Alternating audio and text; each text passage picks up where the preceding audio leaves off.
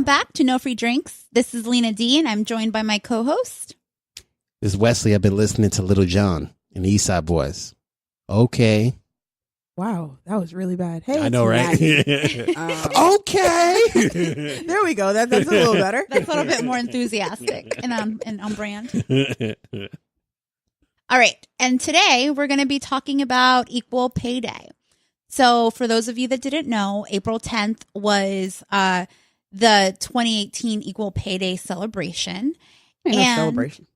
It was a celebration. It's a celebration. So sad day. and it's a sad day. Oh. It is a sad day because it actually shows us how, as women, how much less we are making compared to men. Word. For sometimes doing a hell of a better job. And Damn right. so, but the reason why this day is important for those of us who've never heard of it, and I actually didn't realize that it was a dedicated day. I've heard about Equal Pay Day, not equal pay like legislation. I've heard about efforts. I've heard about initiatives to raise awareness around the lack of pay equality and the pay gap.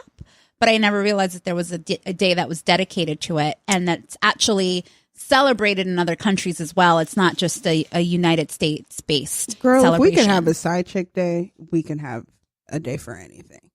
At least this is legit. But the side chick day is not official. We've already established that.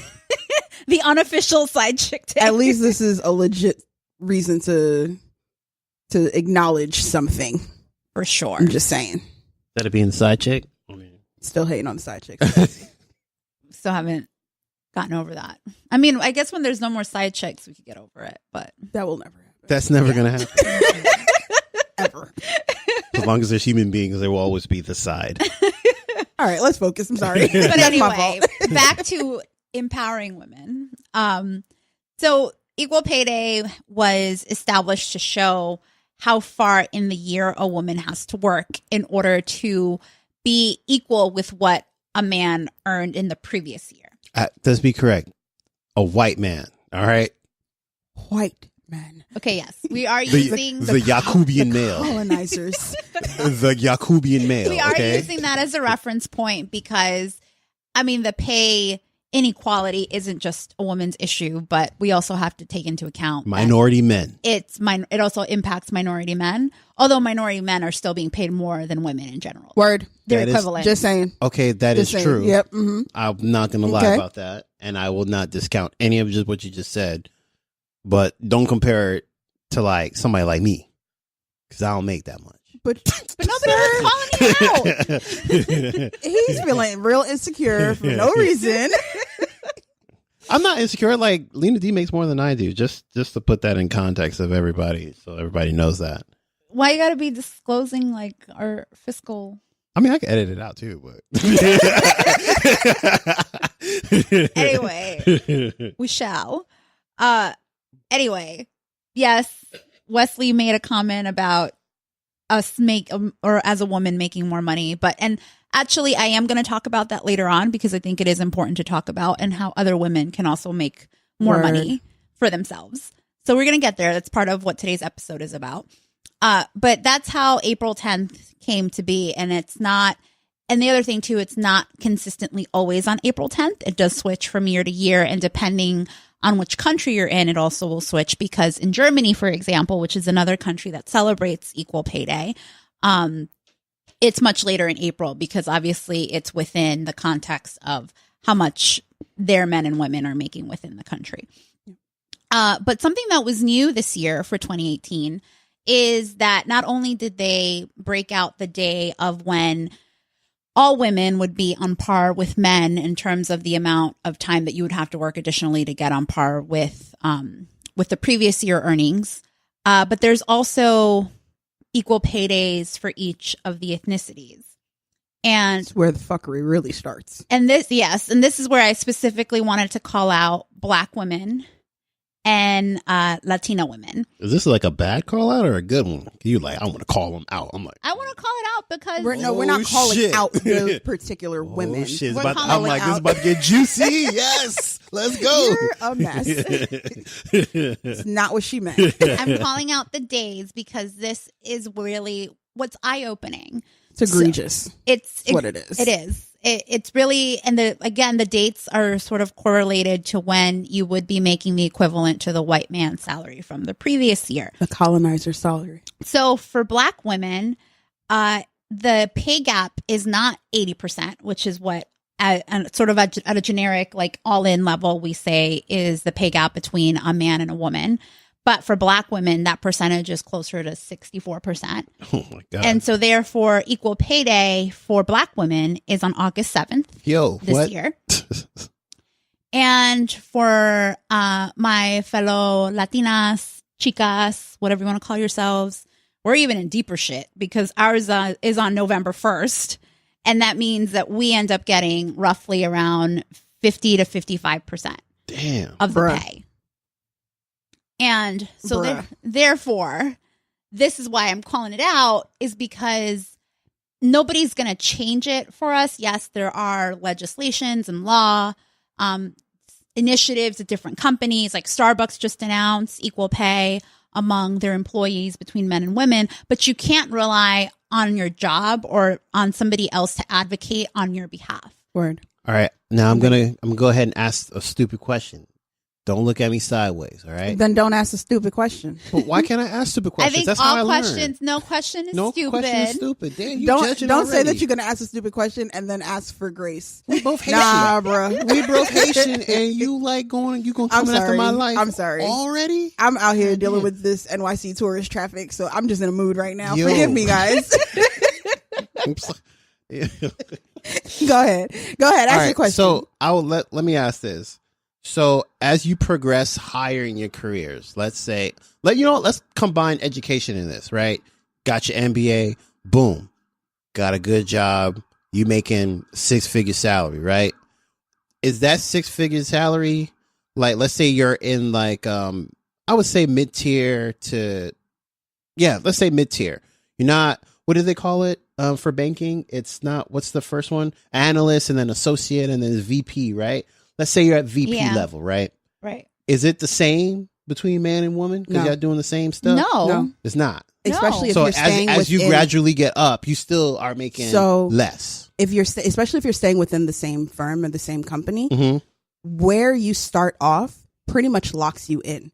Because if y'all, all my corporate livers out there know this, shout out. They lock us in with how much of a raise we can get.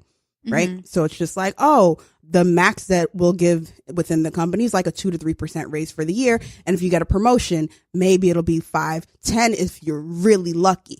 Now, if you're starting off below everyone else, that 10% is still putting you and keeping you below your peers. I got you. So I can have the same title, but because I started off low, I'm always going to be making much less. And actually, the further I progress within my career, the bigger the gap becomes. Okay. So one more question.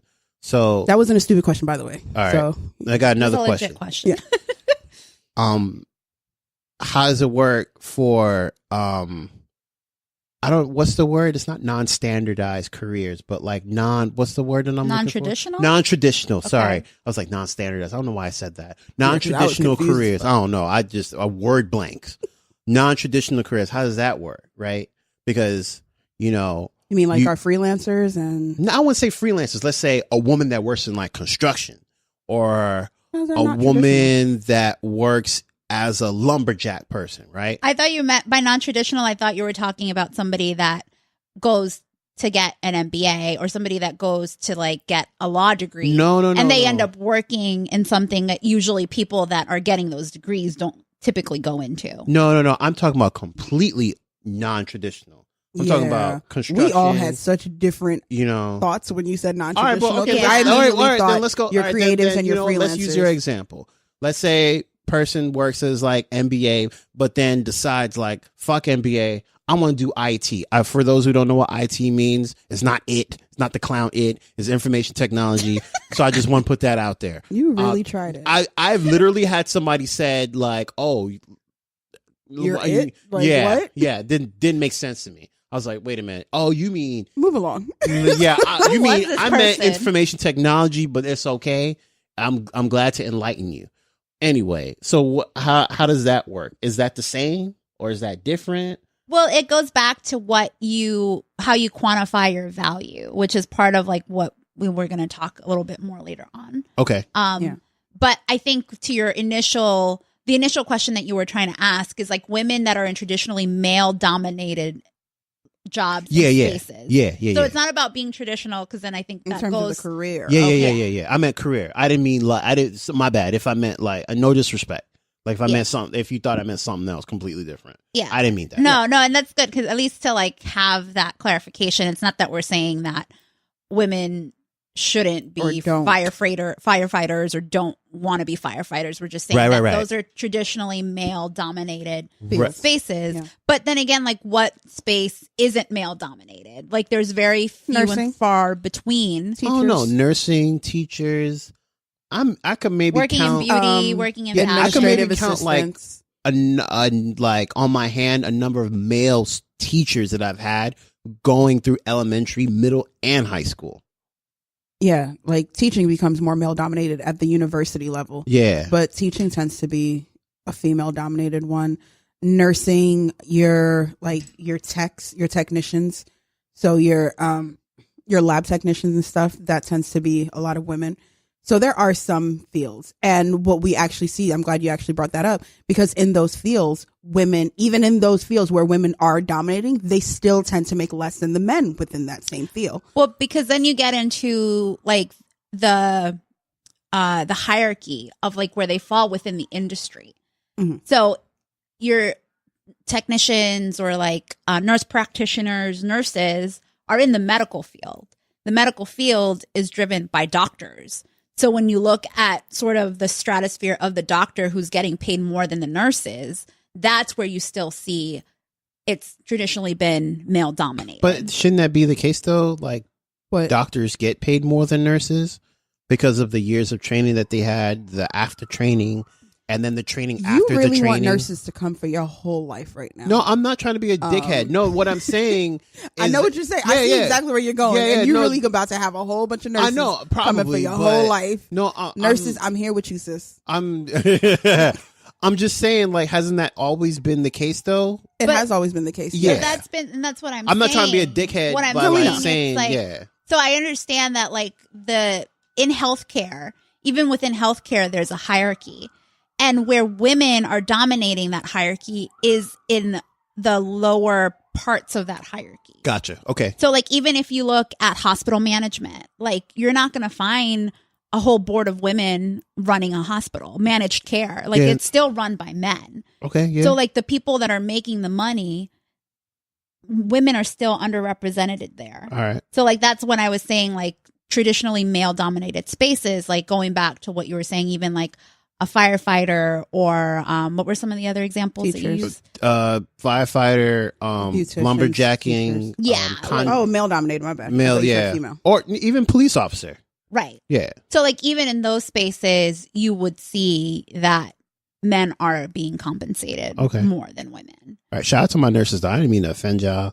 I was just, it was like off the cuff type shit. So. Yeah, no, and I think that's important to have a conversation because, like, there are also misnomers where I'm pretty sure that some people think that nurses don't have to go through as much training. No, I'm not discounting at all. I'm not saying or that. Or even, like, a woman that's an engineer or a coder, like, her skill set is sort of devalued when you're comparing them to a male engineer. Oh no, I'm in IT. I know what it takes. So yeah, but I think it's that perception, and I think that perception leads to this pay gap because it's the perception on the person or the company that's doing the hiring, the people that are doing the hiring, but then it's also your own perception on your own value and what you demand and command in those conversations. Okay, so we're gonna get into that. But I thought that all this stuff was really interesting. A couple of other points that I wanted to highlight is the American Association of University Women. They were founded in 1881, and their main goal as a nonprofit is advancing equality for women and girls. across the board. And they really focus on like advocacy education, philanthropy, and research. But what was really cool about finding out about them, so they have a lot of resources to really get people familiar with like this equal pay conversation. They do a study every year to understand like, hey, what's really happening? Like, are things improving? What are people doing? And one of a really good educational resources that I found is like, okay, yes, we're saying that women make less money than men, but that pay gap actually even varies by state. And so it gets really crazy. And I encourage everyone that's listening to this episode to go and visit this interactive map. And obviously we'll post the link in our show notes. Yep. But there's some states that have even higher gaps than 80%. So the 3 states that are in the red, as far as I'm concerned, because they're even below the 80% that everybody's talking about, is Louisiana and Utah, which their pay gaps are 70%. It's ridiculous. For women. And then the third one, the other offender on the list is West Virginia at 72%. West Virginia's just been fucking up all year. So they need to get their whole So the lives percentage, just to explain, the percentage is basically for every white man that makes 100% of his pay, a Louisianan woman makes 70% of that 100%. So basically, if 100% is $1, they're making 70 cents on the dollar. Cool. Okay. Yeah. Just wanted to explain to all the listeners out there. And where we've made some progress, but we're not quite there yet. New York, or well, New York in general. Gotta rep our place. You know, NYC is the only part of New York that counts, though. Yeah, for real. No offense to upstate, but yeah, Albany still look like they still do crack up there. I'm saying, no, don't even quote me on that. Wow. One of my best sisters from Rochester, so I can't even be that disrespectful. Like, you went to school upstate. Yeah, I know, right? Yeah, I know, right? I'm hating. why you gotta hate on all the way. everybody? I hate. Anyway, 89% is the gap in New York. In New York. So for every dollar a they man's being paid, the woman at least is making 89 cents, which is progress, but it's not at 100. It needs to be at 100. Okay, so if we're going by like that pay scale that you said, wouldn't it be like for every dollar that a white man earns, a white woman earns 81%, a black woman earns 64%, and a Latina woman earns 55%? Or is that averages around the United States? That's averages across the United States. Cool. Okay. So the ones that I mentioned that were by ethnic group are averages. Gotcha. Okay. So okay. At the 89 that I'm saying that in New York, for example, that women are making, that's an average. But as a black woman, as a Latina woman, you need to still be aware that, hey, I actually can command more. So if you're in a job where you're making X, you need to multiply that by that factor so that you're commanding what your actual pay should be. Okay. And so then also shout out to California, 88%, and then 87% for Florida. So in all honesty, that was the biggest surprise because nobody expects anything good to come from Florida. No offense to my Floridians, but we all know that when we see Florida in the news, it's like, what do they do now? Fuckery is about to say, like, yeah, man. So shout out to Florida. Look at y'all making some progress. Yes, I'm proud of y'all. This is like all the states with the best beaches, though. So, that's my opinion. But did you really just try? And I'm from Brooklyn. Did you really just try to say New York has the best beach? Wow. Actually, yes. That's a really bold statement. You got to go to Long Island, though. That's a really bold statement. Oh, yeah. I know it's bold. It's very bold. I'm a bold person. New Yorkers love New York. I'm a New Yorker. I mean, and I love New York. I also love reality. And I'm just the only beach I've been to is in the Bronx, La Marina. Go there. All right, and that's why. And you know what? We're just gonna walk away from this one. Maddie's like, cut his mic off. Go listen to J. Cole. It all makes sense now, for real. If you haven't listened to J. Cole yet, y'all just need to get your whole lives together because it's amazingness, and your whole life will be changed. I just had to put that plug in. He ain't even paying me. He don't have to pay me. Hey, boo. Wow. I'm just saying he don't. So that's at least some reference points, and I thought it was really interesting just to see, even by state, how much of a variation there is in the gap. Yeah.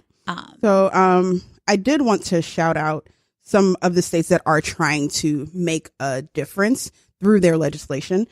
New Jersey, which has recently become my home. I'm still a New Yorker though, so don't even try to come at me and No, disrespect you me. ain't. You part of the asshole in New York. That's New Jersey. Whoa, I'm from Brooklyn. I have residency in Jersey. You're like, I do not claim Jersey like that. When New Yorkers take a dump, it goes to New Jersey. Anyway. Actually, I just found out it actually goes to Alabama, which is some bullshit. Oh, shit. I will send y'all the link. It's craziness, but apparently there's a shit train, literally a shit train from New York that goes to Alabama, and they just dealing with it. So it's not even in Jersey Wait, anymore. what do they do with people's shit?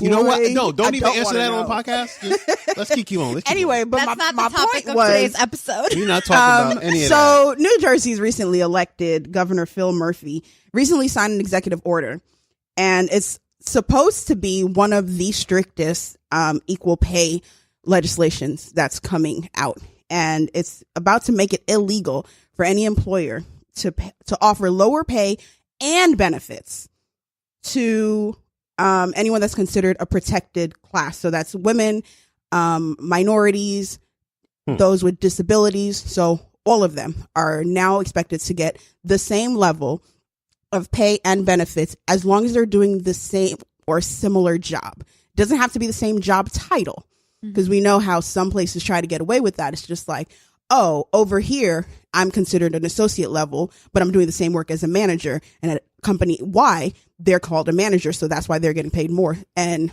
this legislation is saying, as long as they're doing the same work, everybody gets the same pay. Damn, he trying to So seal in a second term right What now. up? through Yo, his and he first just term. got here. He just got there. Oh my gosh. I mean, that's what you So, need. You need exactly. to really just put it in. Like, We need those people that are going to come through and say, okay, enough is enough. And it's probably heard stats like this that are absolutely egregious and disgusting, and saying this has to stop. This has to change. Like, as a woman, to have the same or more education than someone. Right. As a Black woman, to have more education than my white female counterparts or a white male, and to be paying less than them, especially if I'm their superior. All right. It's ridiculous. I'll play devil's advocate in this argument. You should, damn. Like, y'all should see the hatred in Maddie's eyes just There was now no when I hatred. just said that. It was She was the the it was craziest, the it was coldest, the Exorcist head turn. the coldest side eye in cold side eye history. Go for it. What if person said to you, oh, well, it's not the education that drives, like, you getting this job, it's your experience. What would you say to that?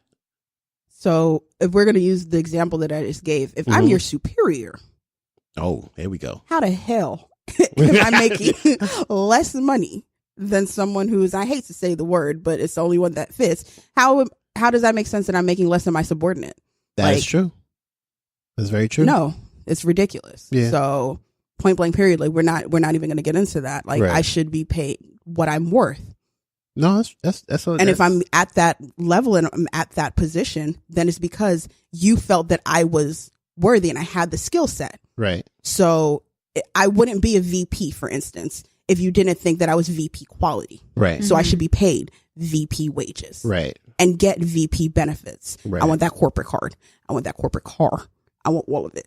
Yo, she said it. She said car like she was from the West Coast. I don't know, man. I might have to that Brooklyn car. You might have to pull that out a little bit right now. What's sad is I haven't even been yet. She's like, I want that corporate car. It's all these Give it YouTube now. videos. It's these YouTube videos. It just makes me feel like I'm somebody I'm not. You know what's really interesting though, when you got to the benefits, which I never even thought about, is that there are certain benefits that people may or may not get depending on their level, or like that could be made optional.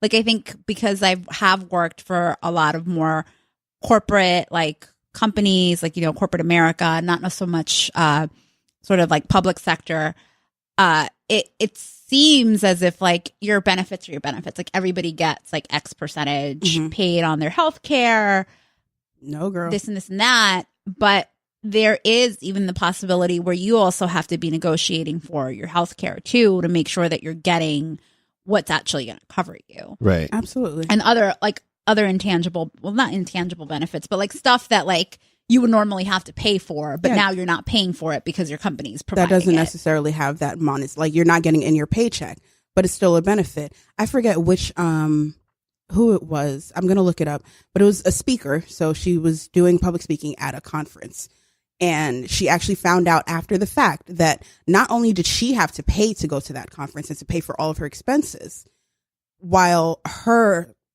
all of her counterparts, white male and white female counterparts, were paid to be there and had all of their expenses covered.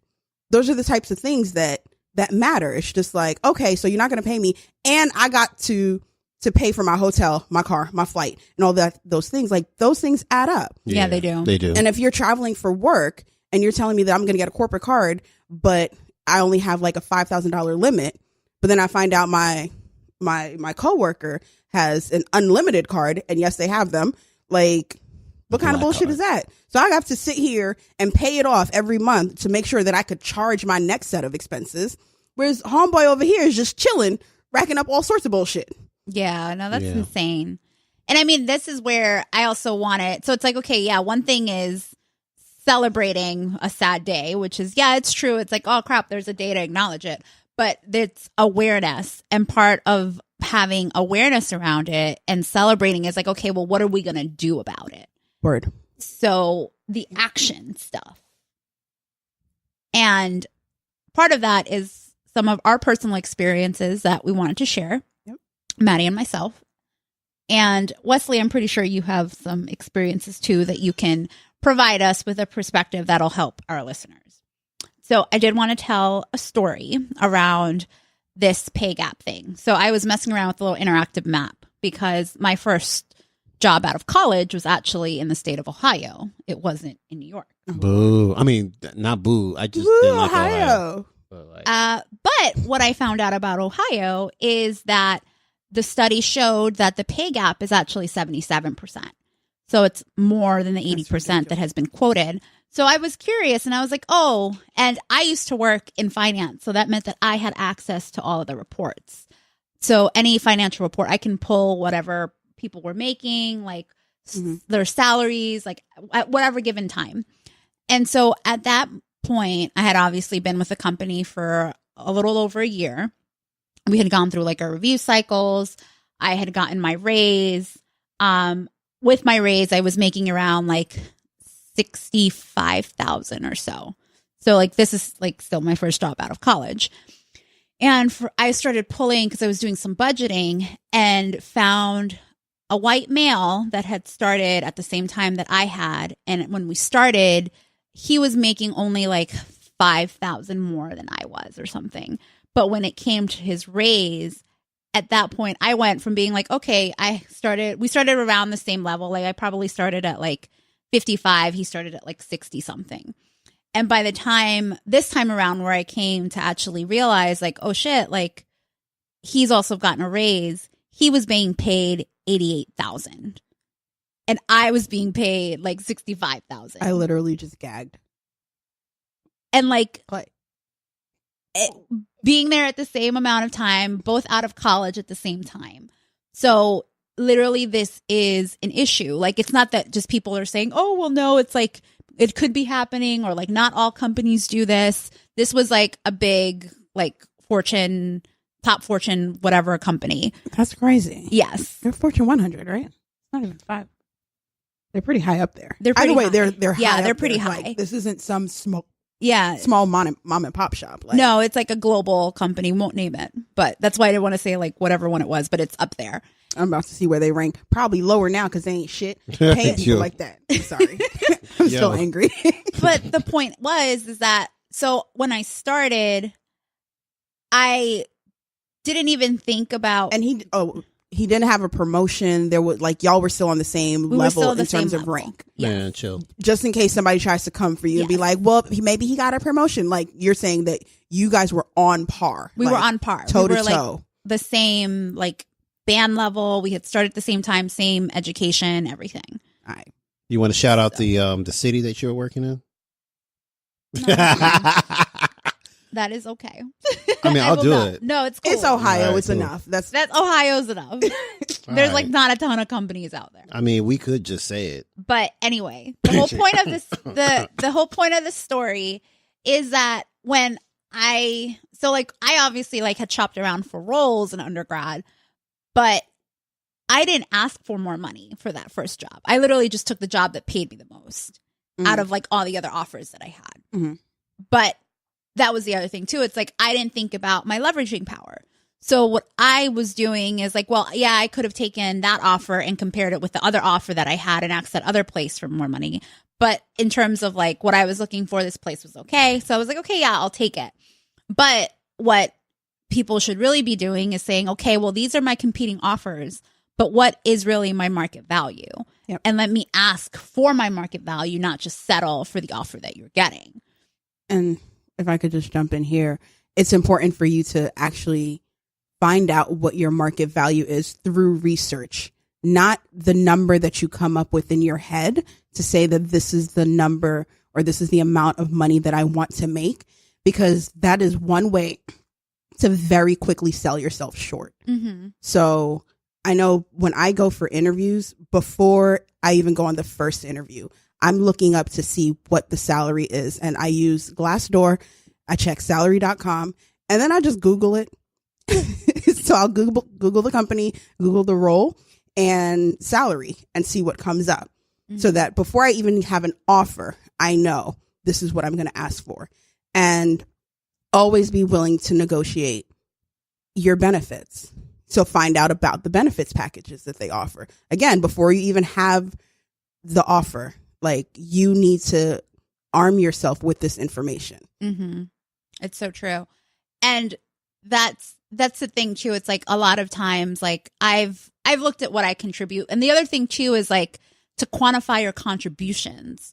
Mm-hmm. So especially if you work in a very, like in a finance role, or if you work in any sort of role where you're generating revenue, it is very easy to quantify what you're contributing. Definitely. So like if what you're doing is driving certain percentages in revenue, and at this point we're talking about like thousands, and if not, depending on where you're working, you could even be working with $1 million budgets. Mm-hmm. And so any money that you find, so I remember I drove like $2 million like savings and reductions in a lot of the analysis that I was doing. Where's my million? I was like, I'm getting paid like pennies, like thousands, but I'm driving millions of reduction.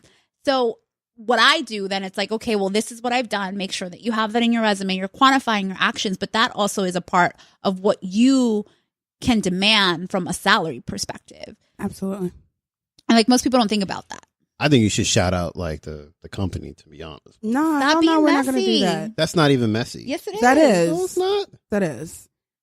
You know why Wesley feels this way? Because Wesley is not in corporate America anymore. You're in the public sector right now. And once you get those cushy government jobs, most people don't leave them, so don't even front. But for those of us, myself and Lena D, who are still in corporate America, we are not trying to burn any bridges. Exactly. I'm burning all the bridges. You know what the company is? All right. It's called You Don't Need to Know. I actually had the exact same situation as Lena D, where I also was working in finance, and I was an analyst, and I was, oh my goodness, the amount of savings that I found, like, it was ridiculous. And I was working on, we have these multi-million-dollar accounts, and it's just like, if you're in corporate America, if you're in finance, you know that nobody ever wants to pay you. So it was essentially my job, not only to find these savings, but also to make sure that we got paid. So I was bringing in all sorts of money and then saving them money at the same time. And when it came time for my review, amazing, nearly a perfect review.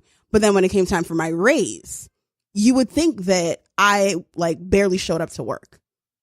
So it was just like, so was good in a professional way. But especially as women, we tend to be afraid to speak up and to be demanding. So you know what you're doing. If you can walk into a room and just demand attention, there's no reason why you can't walk into a room and demand your money. Like, no. You have to know what you're worth and ask for it. Because these white dudes, they walk in and they're just like, hi, I'm Chad. I've never had a single job a day in my life, and I'd like to be paid $85,000. Thanks. And they'd be like, you know what? I like your confidence, Chad. And I'm going to walk in with my MBA, and she's just like, I'll take 60. Nah, chick. It's know your worth and demand can't. it. You can't shortchange yourself, and it's so easy to do it. So like even to your point around the confidence around having the conversation and saying it, like performance reviews are coming up. That means it's closely tied to my raise. Mm-hmm. So like actually initiating the conversation is helpful. Yep. So one situation where I had a terrible manager, I knew it. Like I was like, all right, like I know that I'm not going to get the promotion. So I'm at least going to start asking about my pay raise. I had a schedule. And that's the thing too, like timing is very important. So like in every organization that you're in, you have to understand the timing of when your pay increases happen. Yep. Because even though your pay increase may kick in on like, let's say February, and even though like your managers might be having a review conversation with you in January, that decision is taking place in like November. Yeah, October. It was taking place in November. Yeah. So like you need to be aware of that so that you're also having that conversation like October, early November before it's happening. Yep. So that's what I did. And so I anticipated it. And even though I didn't get like what I was looking for in terms of like a promotion at that time, I did end up getting a pretty hefty, raise. And so it was interesting to find out because like I still at that point felt that I wasn't getting what I was worth. Mm-hmm. So I went to HR and I had the conversation with HR. And sometimes you have to like not be afraid to talk to different people if you don't Shake feel the table, ladies. like you need to feel And like men. confident in just demanding what you're worth. And if you're not feeling that you're getting that traction with like your managers, there are other ways for you to find out. And so then eventually I ended up finding out that they, even though they couldn't do anything about it, that indeed he had given me the highest band raise out of anybody in his team. So like, so again, it's like if you're not vocal about it, you're not going to get it. And Challenge the power structure. God damn it. So be prepared for that, like to just come in prepared for these conversations. Like it's your money. Yeah. Do your research. Like we all have bills to pay. We all have vacations to take. And don't let anyone fuck up your money. For Especially sure. not no bitch ass manager. And I know Anyway. we mainly talked about how to deal with it in corporate America. Yeah, If don't y'all be have like any I just questions. said. Like, don't say that. You're going to get fired. Yeah, this is corporate America. But if you guys have any questions on or need any ideas, want some advice, definitely feel free to hit us up. Like, we're here for that. Yeah, for sure. Even though And I talk crazy, like, I will give you professional advice. Yeah, and again, he's in the public sector, so hit Wesley up. Yo. Wesley could drop some knowledge with that stuff. Oh, yeah, most definitely. I'm pretty good with that. Oh, and my parting words will be that if you've never taken a negotiation course, do so. Yeah, ask for the sun, and What? you might get the moon. Oh, I didn't know where you were going with that. Okay, that was actually good. Wait, what? You got to ask for the sun so you get the moon. Nah, that was a good one. Yeah. That was mad zen. I feel you. Hey, see that? See that? I'll be saying some stuff, you know. A broken clock is bright twice. On that note.